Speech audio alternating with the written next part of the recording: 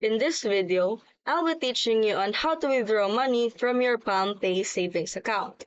So first, you need to access your PalmPay application, and once you're in, you just have to log in using your credentials, and you just have to enter your username and your password for you to able to access your account. Once you're in, you just have to navigate to savings or invest section, which is typically at the bottom of the app screen, or just simply access it by tapping on the savings or invest for you to able to view your savings and investment targets.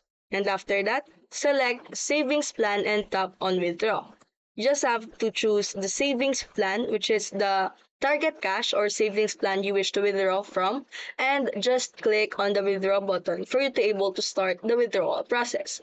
And after that, you just have to enter the amount of you wanted to withdraw from your savings account. And then carefully verify your transaction details before confirming it. Then confirm with a PIN or some biometrics.